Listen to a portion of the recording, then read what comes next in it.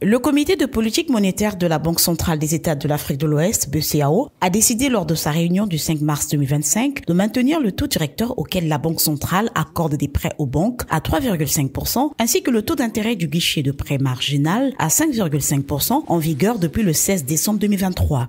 Selon la Banque centrale, cette décision découle d'une évaluation approfondie de la conjoncture économique, de l'évolution des prix et de la situation extérieure de l'Union économique et monétaire ouest-africaine. Face à la presse, Jean-Claude Cassibro, gouverneur de la BCEAO, est revenu sur les facteurs à l'origine de cette décision. Le comité de politique monétaire, à l'issue donc de sa réunion de ce matin, mercredi 5 mars 2025, a décidé donc de maintenir les taux directeurs de la Banque centrale. Donc, le taux minimum à 3,5% et le taux de prêt marginal à 5,50. Alors, comme à l'accoutumée, le comité de politique monétaire examine la situation économique d'ensemble, les questions concernant l'économie internationale, l'évolution internationale et bien entendu la situation interne au niveau de notre région. Alors, au plan international, on note quand même certaines évolutions.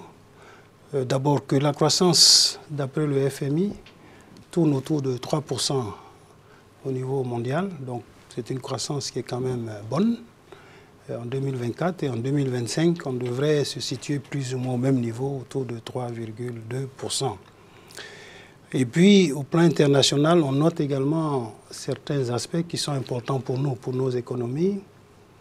Les prix des produits que nous exportons, c'est-à-dire que la région exporte, ces prix-là ont augmenté de manière importante. Cacao, coton, l'or, pratiquement tous les produits ont augmenté, les prix des produits. Alors, bien sûr, ça a un impact parce qu'on va le voir peut-être un peu plus tard, ça joue sur la valeur de nos exportations et donc sur évidemment le commerce extérieur. On a noté également que le prix de l'énergie, parce que nous sommes quand même, c'est vrai, nous produisons des produits pétroliers, mais nous sommes toujours importateurs nets. Les prix des produits énergétiques, nos produits pétroliers, ont baissé. Alors bien sûr, pour nous, c'est important, parce que c'est un élément positif dans la mesure où ça joue moins sur les prix de l'inflation. Donc la croissance au plan international est bonne, nous avons des prix de nos produits exportés qui augmentent. Au plan interne, quand même, au niveau de la région, il y a quand même de bonnes nouvelles, il faut le dire. La croissance est solide. On termine l'année 2024 avec une croissance autour de 6,2%, comparé à 5,3% en 2023. Donc il y a un dynamisme économique assez soutenu. Et ça, je crois que c'est la première bonne nouvelle quand même nous pouvons indiquer au niveau relevé par le comité de politique monétaire. Cette croissance économique, ce dynamisme vient essentiellement du secteur agricole. Ça vient également des secteurs du pétrole et de l'or, secteur extractif d'une manière générale. Alors, peut-être sur le secteur extractif, je dois dire qu'on voit bien sûr que l'or, la production d'or a augmenté dans notre région. Vous savez que nous avons des pays qui produisent de l'or, le Mali, le Burkina, la Côte d'Ivoire et le Sénégal.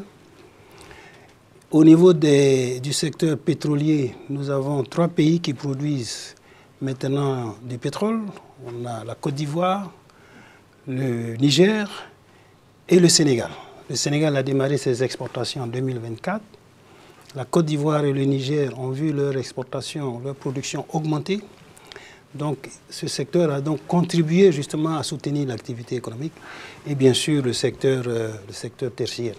Donc toutes les composantes de l'activité économique du produit intérieur brut se sont renforcées, sont développées. Et donc ça contribue à ce dynamisme économique que j'ai évoqué, à savoir un taux de croissance de 6,2% en 2024. Donc ça c'est quand même une bonne nouvelle. Je crois que ça veut dire qu'il y a vraiment non seulement de la résilience dans nos économies malgré tous les chocs, mais il y a quand même un potentiel qui est en train concrètement donc d'être réalisé. La deuxième bonne nouvelle, l'inflation est en baisse. Au dernier trimestre, troisième trimestre de l'année dernière, 2024, nous avions une inflation qui avait augmenté, on était à 4,1%. Au dernier trimestre, l'inflation est descendue à 2,9%. C'est une bonne nouvelle pour deux raisons.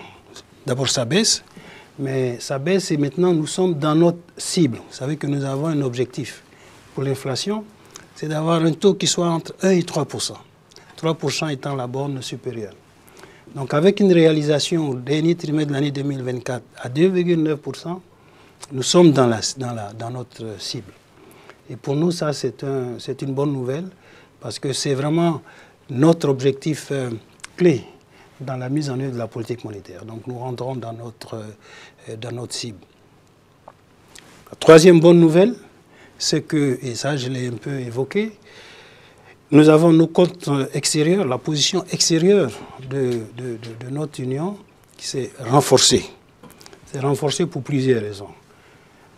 Comme je l'ai dit, les prix de nos produits exportés ont augmenté. Pratiquement tous les produits. Donc, ça a renforcé le solde de nos échanges positifs. Nous avons également, comme je l'ai dit, les volumes, notamment en matière de produits pétroliers, qui ont augmenté. Nous avons également des mobilisations importantes de ressources par les pays membres. En 2024, nous avons eu, vous le savez, vous rappelez, des eurobonds qui ont été émis par des pays, en particulier la Côte d'Ivoire, le Bénin, le Sénégal et le Togo. Et donc tout ça a contribué justement à améliorer la position extérieure de notre Union, donc qui s'est vraiment renforcée.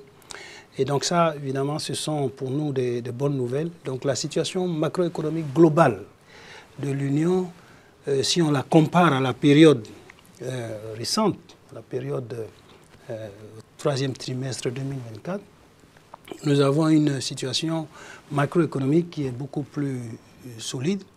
Et je voudrais dire que la croissance que j'ai indiquée, les 6% de croissance réalisée en 2024, c'est 2 fois la croissance mondiale.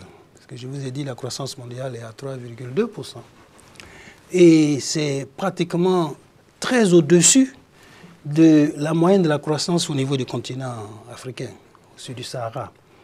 La croissance africaine en 2024 est ressortie à 3,6%. Donc nous avons une croissance qui est nettement au-dessus de la moyenne du continent.